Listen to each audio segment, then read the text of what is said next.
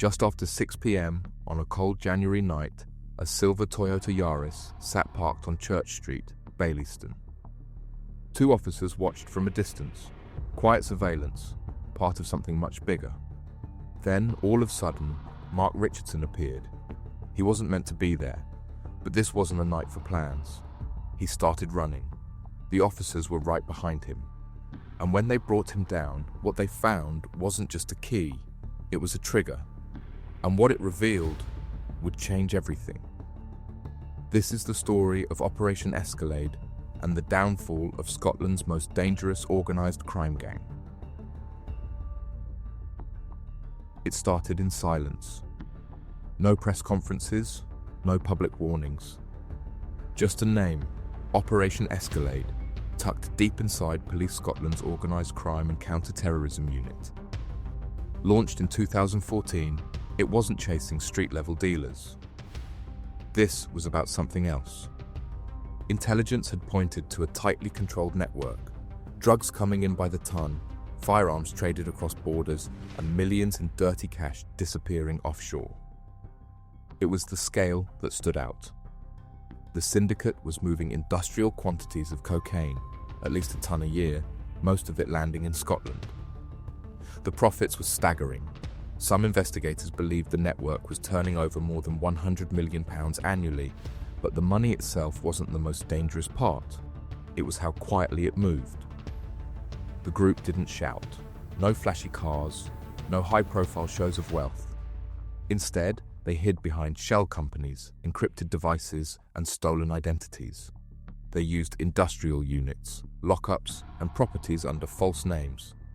Their logistics were clinical, and enforcement was more brutal. Officers started by watching the outer edges, rented garages, unfamiliar vehicles, unfamiliar faces. Everything pointed to something much bigger, but nothing connected. Not yet. They didn't know the names at the top. Not officially. They had fragments, aliases, burner phones, ghost leases, but the core of the syndicate was still out of reach. That's why Baillieston mattered. The silver Yaris was one of several vehicles linked by surveillance. It had been observed moving between lockups, parked outside industrial units under false tenancy. Detectives didn't expect Richardson to walk into frame that day, but when he did, and when they took him down, what they found didn't just confirm their suspicions, it blew them wide open. Escalade was no longer an idea, it was real. And now they had the first piece of evidence to prove it. The Toyota Yaris was just the beginning. Once officers understood what they were looking at, a concealed hydraulic compartment triggered by a Bluetooth fob, they knew they were dealing with something far beyond routine criminality. The Glock found inside was clean, loaded, and linked to Mark Richardson by DNA. But more importantly, the method of concealment exposed the gang's engineering. This wasn't improvised, it was designed. That realization opened up the next phase of the investigation. Police began re-examining vehicles, garages, and industrial units connected to the network. The findings were staggering. In a lockup in Anniesland, officers recovered a black Honda CR-V.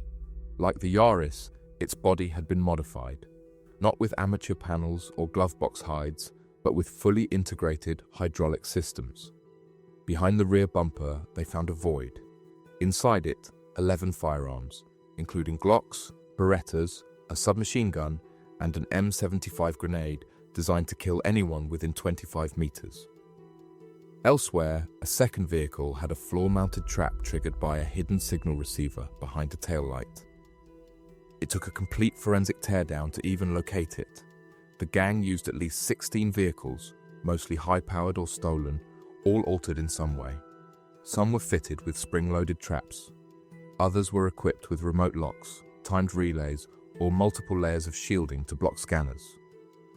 Each compartment had one purpose: to carry weapons, drugs, or cash, and to survive police stops undetected. In one case, cash was discovered tightly wrapped in tape, hidden inside the cavity of a reinforced industrial spring. Another was stored inside a compartment so expertly sealed it had to be cut apart to be opened. None of this was accidental. It was precise. And it proved one thing beyond doubt. The people behind Escalade had resources, knowledge, and time, and they were using all of it to stay hidden. A former senior investigator later said the concealment methods showed experience that stretched beyond Scotland. The precision, the tools, the materials. It all pointed to people who had done this before.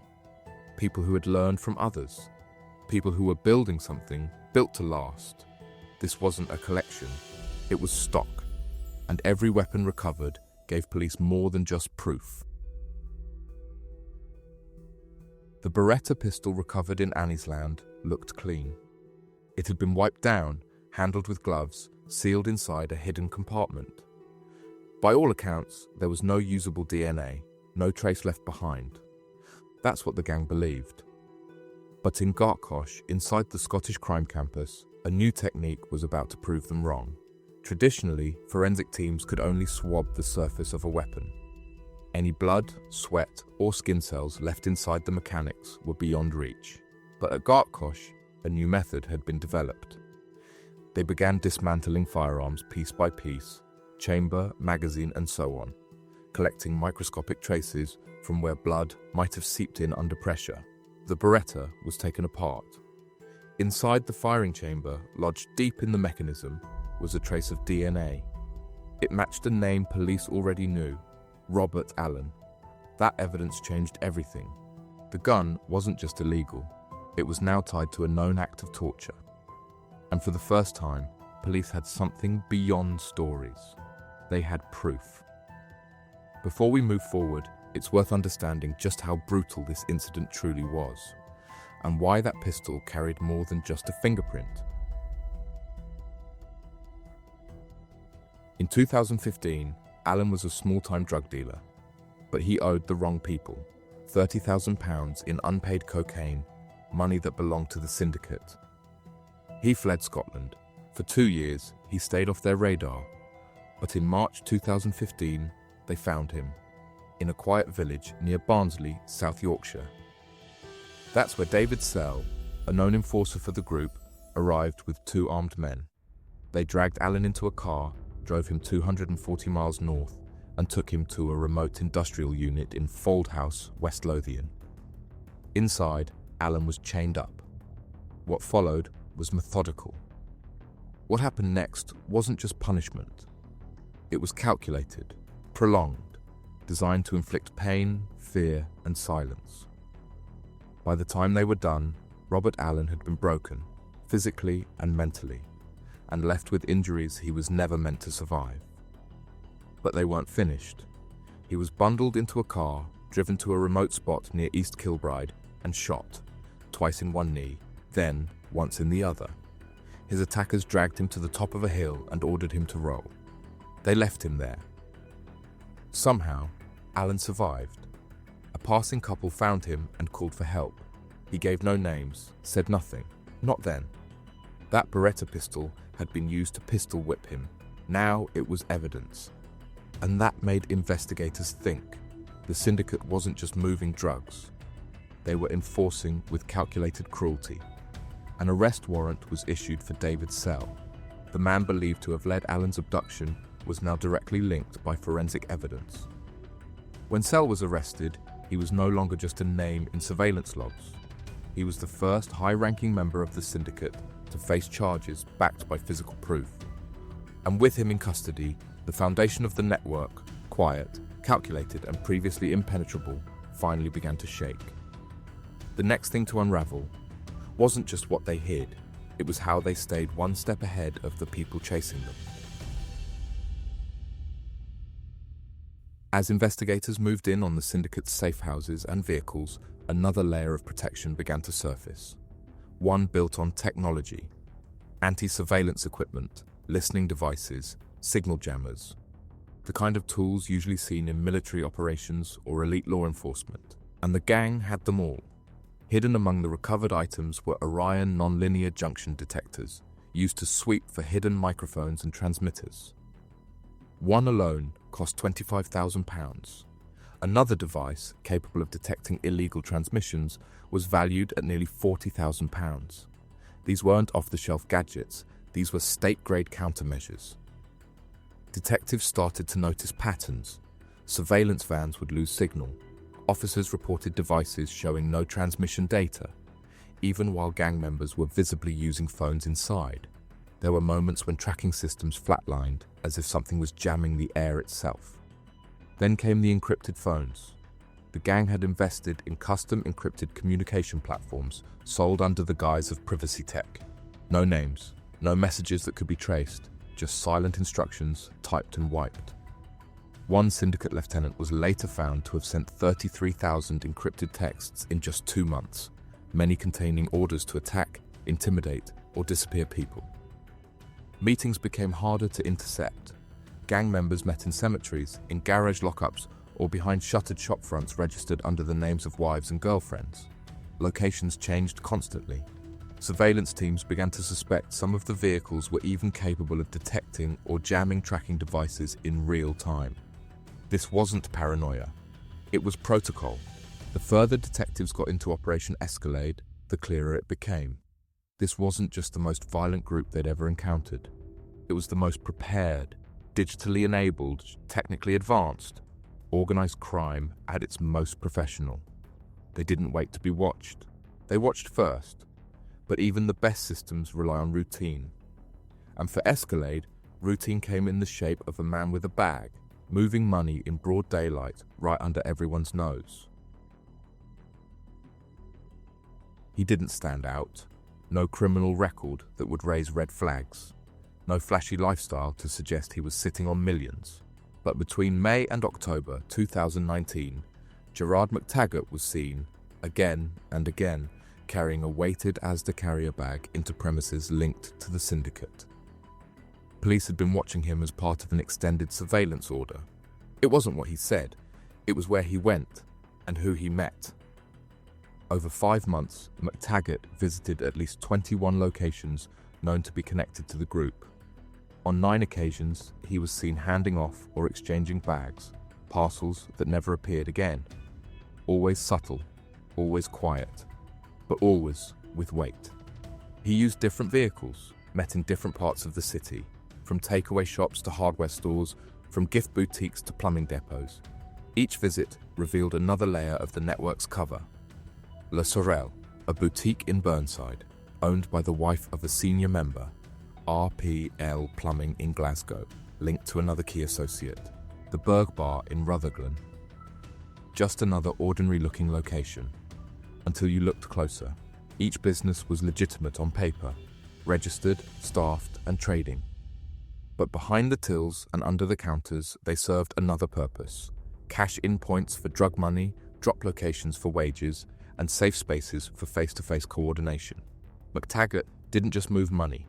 He linked names to addresses, locations to operations. For investigators, he became a live map of the gang's infrastructure, one visit at a time. When police finally moved in, they found him at RPL Plumbing. He was carrying a bag with £14,575 in cash. No paperwork, no explanation. Inside his phone, contacts, encrypted messages, and photos of McTaggart socializing with known high-ranking members of the Escalade syndicate. For months, he'd played the quiet courier. Now, he was a key link in a very public chain. Gerard McTaggart died in HMP Edinburgh on Tuesday, February 4th, 2025.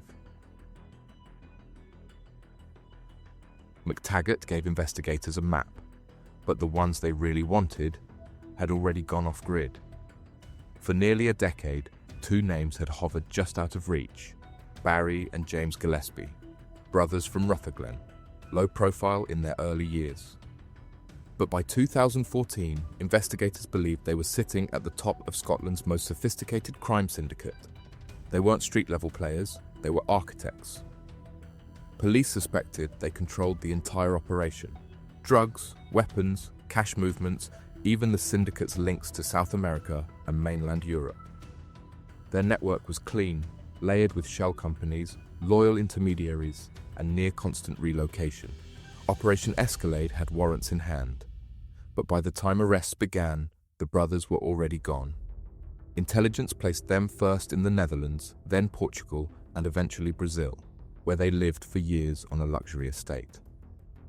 They used encrypted mobiles to stay in touch with associates back home. Police suspected they were still directing operations, even from 6,000 miles away. But then, silence. For over 4 years, the Gillespies vanished from all known channels. No verified sightings, no intercepted messages, no digital footprints. In 2023, Police Scotland made a quiet admission. The Gillespie brothers were feared dead. Speculation suggested they may have been murdered in Brazil, potentially over cartel debts or internal betrayal. But no bodies were found, no confirmation followed. Still, their absence created a vacuum. And into that space stepped others, lieutenants and enforcers who tried to keep the empire running.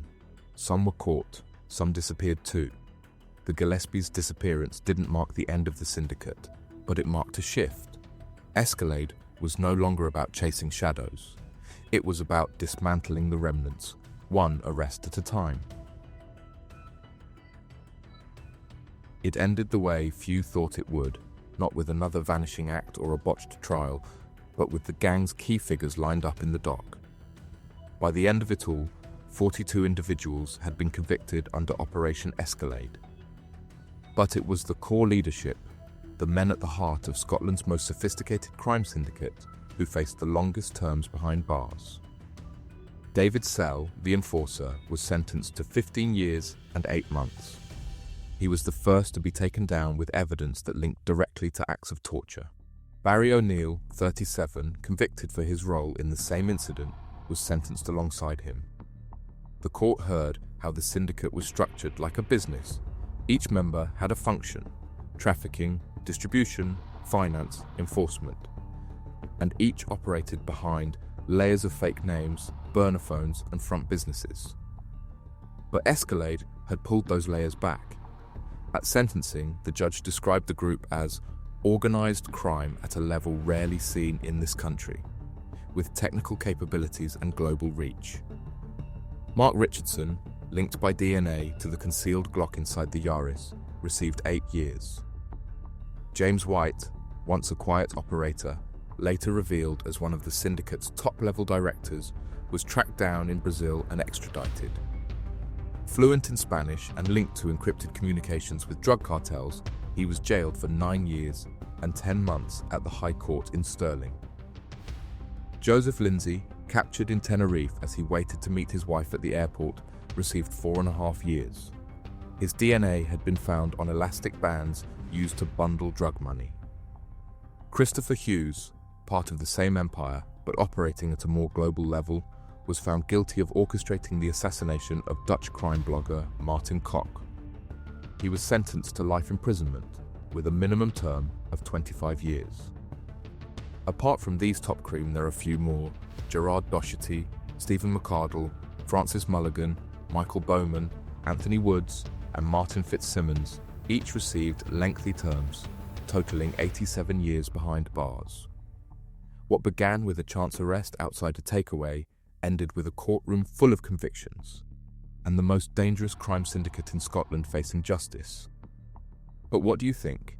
Did the sentencing reflect the scale of the damage they caused?